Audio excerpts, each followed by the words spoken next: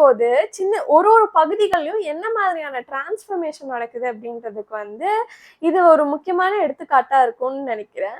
Nungambakkam long tank. இந்த Nungambakkam long டேங்க்ன்றது ஒரு நல்ல எக்ஸாம்பிளா இருக்கும்னு நினைக்கிறேன்.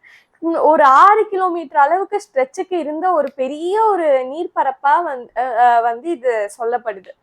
1900 ஆரம்ப கட்டத்துல 1923 வரைக்கும் இந்த நுங்கம்பாக்கம் லாங் டேங்க் தான் வந்துட்டு சென்னையோட வெஸ்ட் சைட் பவுண்டரியா இருக்கு.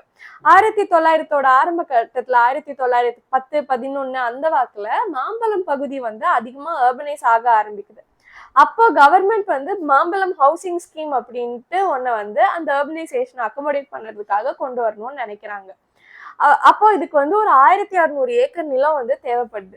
ஸோ இந்த நுங்கம்பாக்கம் லாங் டேங்க்ல 1600 ஏக்கரை வந்து லேக்ல வந்து மண்ணை கொட்டி ரிக்ளைன் லேண்டா உருவாக்கி அதுல வந்து இந்த மாம்பலம் ஹவுசிங் போர்டை வந்து ஹவுசிங் ஸ்கீமை இம்ப்ளிமெண்ட் பண்றாங்க. 1930 வந்து அது லான்ச் ஆகுது. இந்த ஏரியா தான் வந்து நம்ம இப்போ பாக்குற டி நகர் பகுதியா இருக்கு. அதுக்கப்புறம் இன்ஸ்டிடியூஷன்ஸ்னால என்க்ரோச்மெண்ட், ரெசிடென்ஷியல் என்க்ரோச்மெண்ட் அந்த மாதிரி பல சின்ன சின்ன என்க்ரோச்மெண்ட் நடந்து கடைசியா 1970களில் வந்து மிச்சம் இருக்கிற பகுதியை வந்து வள்ளுவர் கோட்டம் வந்து எடுத்துக்கிறாங்க.